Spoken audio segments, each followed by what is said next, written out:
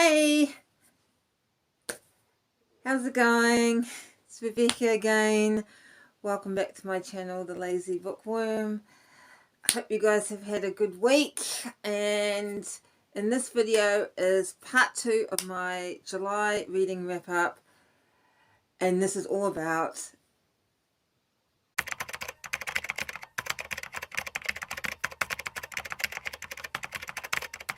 in July I decided to take part in Jane Austen July. I'd never read any Jane Austen books. I haven't even really fully watched the adaptations.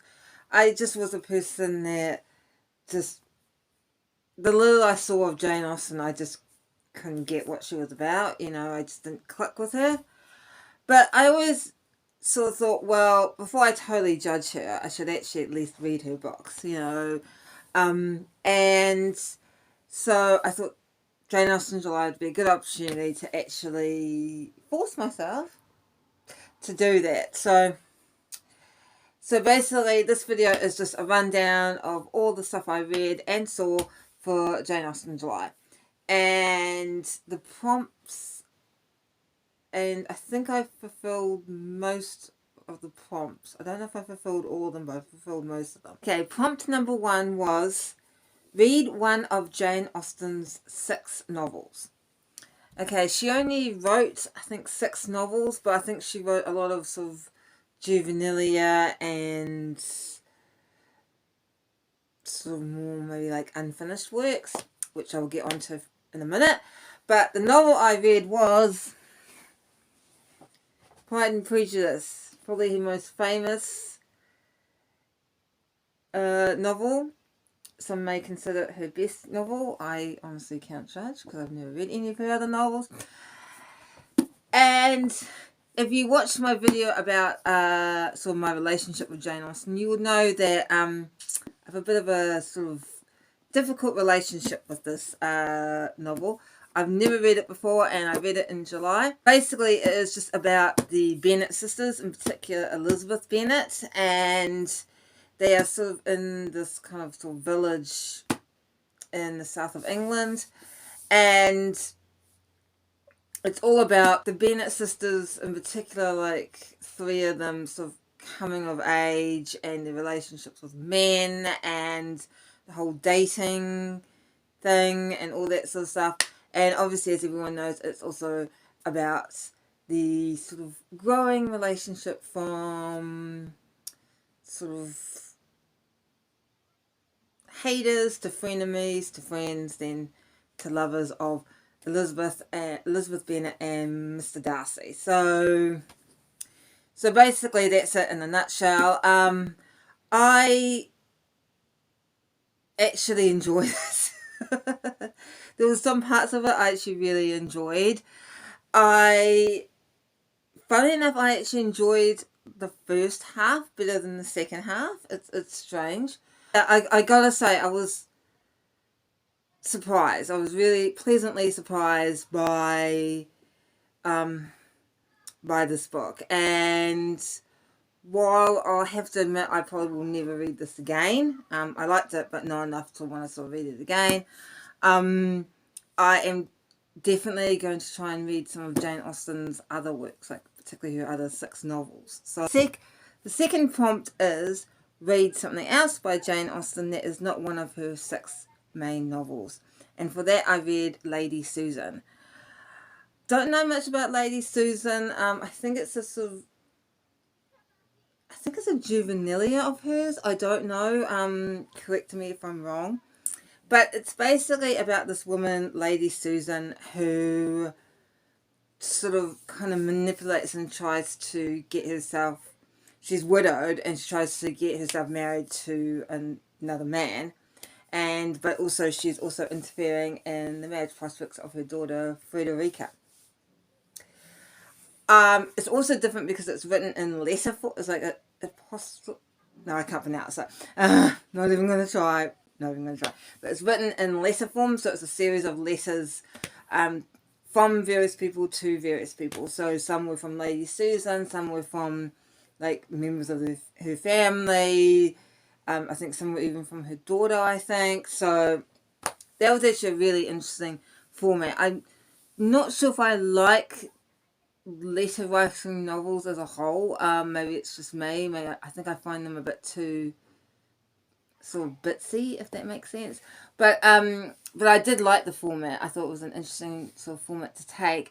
I liked this book. I actually really liked the character of Lady Susan. She was a bit of a, let's just say, not so nice person. I don't know whether I actually would have liked her in real life, but she was quite, and was quite a sort of meaty character in a way.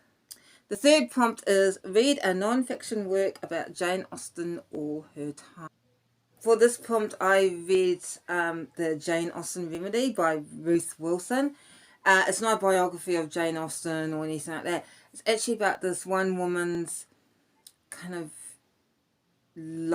journey through life with Jane Austen and how Jane Austen has influenced her and kind of really inspired her love of reading, and in particular her love of language. She talks a lot about Jane Austen and language.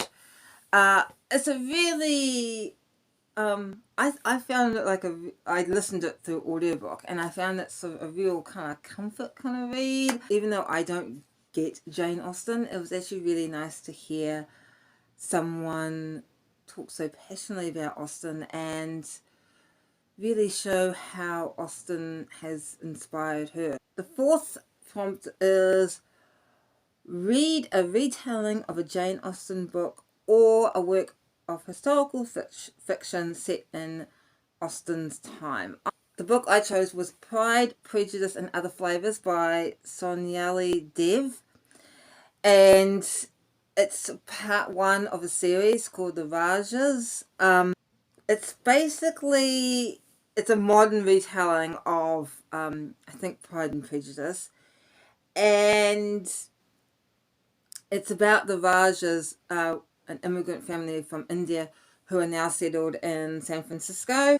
It focuses particularly on the daughter Trisha Raj, who is a neurosurgeon. Her relationship with this chef DJ Kane, and it's sort of supposed to be that, yeah, a bit like Pride and Prejudice, they don't like each other at first and then they kind of grow closer and closer. I hate to say this, I actually DNF'd it. I did not finish it. I could not finish it. I mean, maybe if I'd read, because I was reading this at the same time as Pride and Prejudice, if I'd read Pride and Prejudice, maybe I would have understood it more. I have no idea, but I just really couldn't get into it. The fifth prompt is read a book by a contemporary of Jane Austen.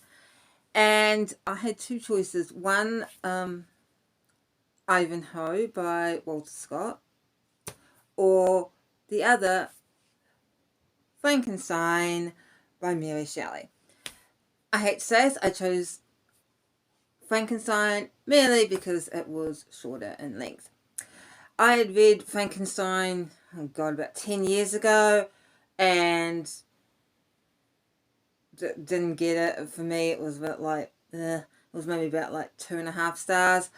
This time, I actually really enjoyed it. I think when I read it last time, I read it too quickly. This time I sort of took my time with it, and I really enjoyed it. It's basically about the famous Frankenstein's monster. But the thing is, what was really interesting is it's actually not, and as it's about the monster, but as it's not at all, it's actually about its creator, Dr. Frankenstein, Dr. Victor Frankenstein, who creates this monster and then very soon lives to regret it.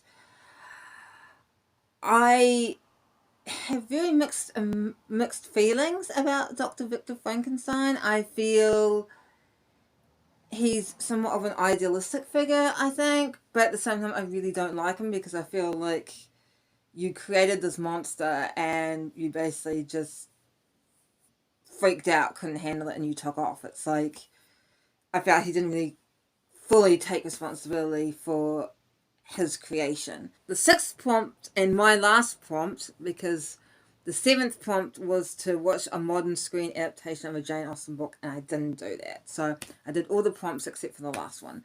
But the sixth one is the film I watched was, of course, Netflix Persuasion. And probably many of you who are watching this, probably, even if you have not seen it, have heard all the criticisms of it. It's not a very liked adaptation of Jane Austen's Persuasion in particular. Yeah, I just saw so many kind of bad reviews for it, and so of course that made me want to watch it even more, because I was like, is it really that bad? Now the thing is, I never read Persuasion, never seen an adaptation of Persuasion. I think there was one a couple of years ago by the BBC, which was really good. But so I knew, unlike Pride and Prejudice, I knew nothing about Persuasion. So all I know is about a woman who was persuaded not to marry someone. Not to marry, I think, a captain, I think, because he was considered of a lower rank than her, and I think she regrets it, and eventually they meet up again. I thought the movie was good. I thought Richard E. Grant in particular was great in it as the father. I loved the sort of cinematography, like, showing the house and the garden, and just everything was just gorgeous. They really created a gorgeous setting for it. The negatives was, I felt maybe I'm just dumb. I have to admit, I don't know a lot about the Regency period, and I don't know about Regency costumes or Regency dress. But I did feel like I was a bit unsure, especially at first, what time period it was. I mean, the dresses in particular that the main character, Anne Elliot, wears seem quite modern, and she seems to be dressed in quite a modern style. And at first I thought, oh, is this like a modern retelling of, Persuasion and all that. So I felt the sort of historical part was a little amiss for me, particularly sort of in costumes. And the second thing I didn't like about the film was Anne Elliot herself. I hate to say, I kind of liked her as a character, but in Laura's I didn't. I didn't like her. She seemed quite a kind of whiny character at times, which I was like, oh, okay, okay, and look, I understand that she has a lot of regrets, and particularly around her decision not to marry Captain Wentworth, but I just felt after a while it just became a bit kind of whiny. And the little I know of Jane Austen, I feel that her female characters in particular are quite strong in many ways. I just didn't really quite get that from Anne Elliot as much. Yeah, so